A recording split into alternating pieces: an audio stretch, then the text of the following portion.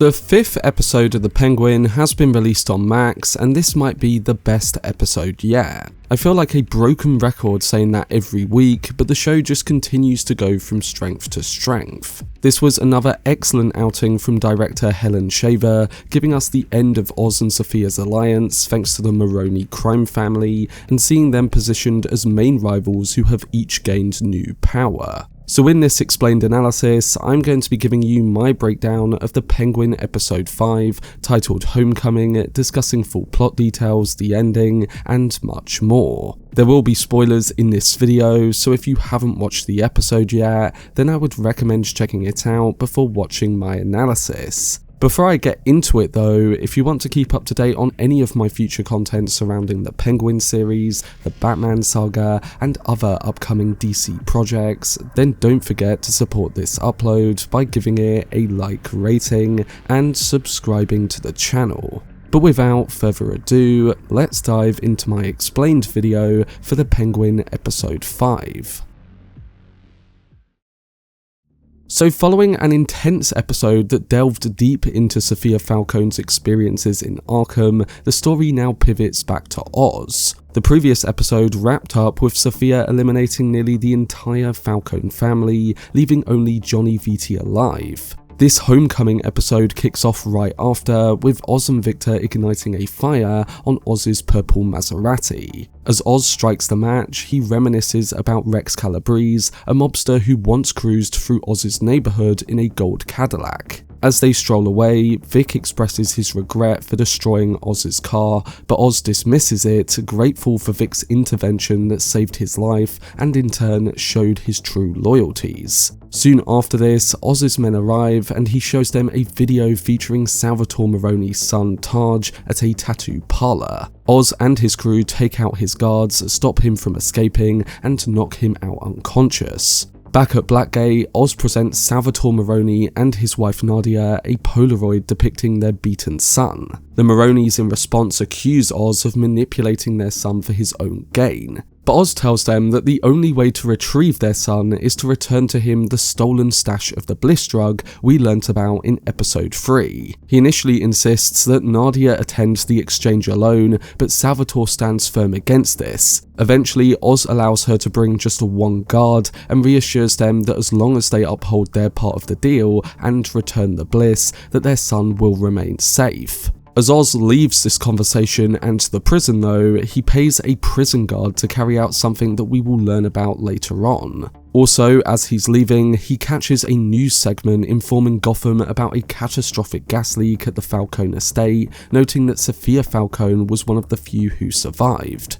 Speaking of Sofia and that incident from episode 4, we return to her character and get a further return from someone who appeared in the Batman film. At the Falcone estate, Sofia encounters GCPD Chief Mackenzie Bock, who inquires about the events that led to her and Viti's young niece Gia spending the night in the greenhouse. Sofia fabricates a story saying that Luca Falcone and Johnny Viti were in a dispute over Luca's wife Tina, and that she was instructed to take Gia there for safety. When the chief presses her about Viti's current location, she insists that he must have left earlier that night. So it's a cool little cameo from the Batman movie that works smoothly here and reminds us that characters from that film are still out there operating.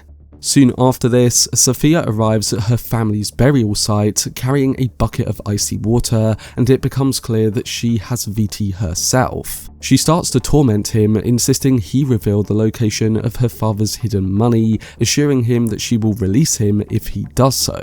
Viti holds his ground though, convinced that Sofia intends to kill him regardless, prompting her to retaliate by splashing him with icy cold water. While this happens, Oz and his crew hold Taj Maroni at Eve's apartment. While she's concerned about her and her workers' safety after the Sofia incident, Oz reassures her that he will protect her and that he's going to fix the problem. Oz then confers with his men, telling all them that they shouldn't worry about the Falcones as he believes Sofia has actually done them a solid. With one family down, he believes that it's just the Maronis that stand in their way. After telling them this though, he immediately follows it up by telling Vic to go fetch his mother Frances while he and his team transport Taj to Nadia. He's worried for her safety and trusts that Vic will keep her safe. Coming briefly back to Sofia, we see that she remains relentless in her taunting of Viti. After continuous torture, he reveals that Sofia's mother, Isabella, had intended to leave Carmine on the night she died and had even tried to escape before ultimately choosing to stay for the sake of her children. Viti eventually offers to assist Sofia, telling her that he couldn't save her mother but that he wants to help her. Meanwhile, Vic arrives at Frances's house only to discover her in a bad state and lost in her own memories. Mistaking Vic for one of her sons, she excitedly shows him an old baseball glove. When Vic reminds her that he's not Oz, she snaps back to reality. He helps her out of bed and informs her about the Falcone family's demise. And while she inquires if Oz was responsible for their deaths, Vic, unsure of how to respond, says that Oz was the one who killed them. We then cut to Salvatore Maroni and find out what was going on at the start with Oz paying that prison guard previously. In his prison cell, Sal encounters one of Oz's associates posing as a prison guard who tries to assassinate him on Oz's orders. As Sal struggles, he manages to seize the guard even while being stabbed, leaving their fates uncertain. While this goes down, Oz arrives at a parking garage to meet Nadia and her armed escort, where she immediately demands to see her son. Oz eventually brings him out soaked in gasoline and has duct tape over his mouth. He instructs his men to inspect the truck full of the bliss drug, but Nadia insists that he free her son first. Once they are reunited, Oz and his crew are ambushed by more Maroni men, but they swiftly overpower them. And in a twisted act of vengeance, Oz ignites his lighter, drops it on the trail of gasoline, and watches on as Taj and Nadia burn to death. As the fire alarm blares, Oz and his crew make a quick exit, and once they reach a safe spot, Oz is angered to find out that nearly all of the bliss drug has been spoiled, leaving only 2 buckets intact. In a state of panic, he then tries to reach his man inside of Blackgate, only to answer to Salvatore, telling him that his man is dead and that he has managed to escape the prison using his keys. Sal issues a threat to Oz, who coolly responds by telling him to get in touch with Nadia. Soon after this, Oz then gets hold of Vic, who reassures him that his mother is safe. But while safe for now, Oz instructs Vic to take her to a secure hideout, a place where no one would think to search. Back at the Falcone estate, Sofia receives a visit from Dr. Julian Rush, who reveals that he remained silent during his police interrogation. As Julian vows to stand by her side, Sofia puts on her mother's fur coat and strides into the presence of her men, including Johnny Viti. Sofia boldly confesses to the members of the Falcone family, expressing no remorse for her actions. She tells her men that they were expendable under her father's rule, and proclaims that her father's legacy is finished, and announces her decision to adopt her mother's maiden name, Gigante. Viti cautions her against this, but before he can complete his warning, Sofia shoots him in the head. She then brings out a duffel bag full of Carmine's money, informing her men that her father profited from their hard work while hoarding the wealth for himself. She assures them that if they swear loyalty to her, that they will finally receive the compensation they deserve. We then catch up with Vic and Frances, finding out exactly where he plans to go for safety. It turns out that Vic leads Frances to the desolate ruins of Crown Point, now a hotspot for looters following the Gotham floods. As they seek refuge in an abandoned apartment building, a local drug dealer who Vic knows catches sight of them. But once inside, Frances expresses her disdain for the apartment they arrive at, revealing that it brings back memories of the place she once shared with her 3 sons. Meanwhile, Oz arrives at Eve's apartment, urging her to join him in Crown Point, but she ultimately declines. Frustrated, Oz's anger simmers until Eve reassures him that she still believes in him. Before he leaves, she tells him that her presence would only hinder his plans.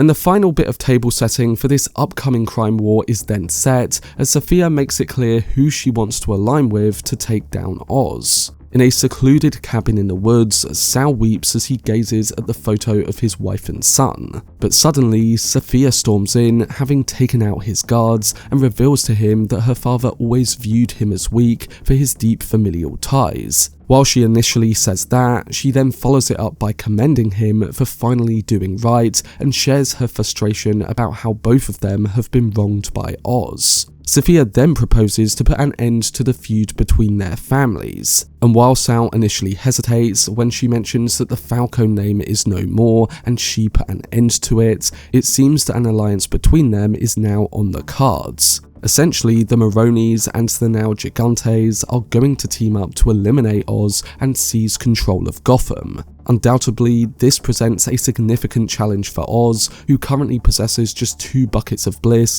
that managed to survive his run-in with the Maronis. But coming to the ending of episode 5, we begin to learn of how he plans to react to his opposition. Upon reaching the safe house in Crown Point, Oz gently wakes his mother and settles beside her bed, expressing his apologies and vowing to make things right. Francis, sensing the tension, asks him whether he is trying to kill her, and Oz reassures her by saying that he's trying to protect her. So it currently seems that he is pushing multiple women out of his life. But shortly after this conversation, he begins to devise his plan. Vic stirs awake in the living room and catches Oz going through his mother's belongings. He praises Vic for his wise decision to move, and the kid finds out that he shares quite a relatable beginning. Vic inquires about his childhood, learning that like him, Oz once called Crown Point home. Oz reveals to him that the old baseball glove Francis had shown Vic earlier on in the episode once belonged to his brother Jack. He tells Vic that Gotham swallowed his brothers just like it took his family, and says that in the past he was too weak to stop it. As he then continues looking through the collection of mementos, he stumbles upon a relic from Gotham's deserted trolley station. Turns out this coin that he found opens the door to an underground station that can connect to every corner of Gotham. Oz reveals to Vic that he had been here a lot with his brothers in the past, and therefore he's using his cherished memories as part of his plan to seize control of the city. He activates a generator to light up the station, proclaiming it as their new headquarters. It's the ideal environment to store their bliss supply, and somewhere where Sofia and Salvatore Maroni would struggle to find them. The episode concludes with the power suddenly shutting down, plunging Oz and Vic into darkness. So it's going to be really intriguing to witness the unfolding events now that Oz and Sofia have swiftly emerged as the dominant forces in Gotham City's criminal landscape. The dynamics of crime in Gotham have already undergone a significant transformation in the episodes of this show, yet this evolution is set to escalate even more dramatically when Cobb clashes with both Sofia and Sal. But that was my breakdown and analysis for The Penguin episode 5. Overall, episode 5 may be my favourite episode of the show thus far, not just showcasing one powerhouse performance in Cristin Milioti's Sofia Falcone, but re-adding Colin Farrell into some powerful moments of his own. This episode was crucial because it perfectly set the table for the ending of the series and the war between Oz and Sofia in her teaming with Sal. And now going into the last 3 episodes, we know what is at stake, we know the motivations of each of the characters, and we're ready to witness this epic crime war unfold. It really is a show of higher level writing and production, one that knows exactly what direction it is going in and treats its audience as intelligent. Helen Shaver has done an excellent job at directing both of her episodes, communicating both a controlled yet tense atmosphere at the same time through every turn this story takes. And the way each of the characters communicate that through their performances, like the moment where Sofia shoots Viti, or where Oz's mum turns him away, has been done so effectively. I can't wait to see what episode 6 brings, and whether the Batman Max series can end as strong as it has continued. But I do hope this breakdown did help some of you guys understand the episode and the main details a bit better, and overall, I'm looking forward to hearing your thoughts on it, so don't forget to let me know down below in the comment section. I will be posting my episode 6 trailer breakdown in a few days too, so stay tuned for that and more videos on the show every week. For much more videos and news on the Batman universe and DC, then subscribe to the channel and turn on your notifications. Also, if you enjoyed this video, remember to leave a like rating and follow me on social media via the links in the description. But anyway, I hope you guys enjoyed it. I've been Cortex, and as always, make some noise.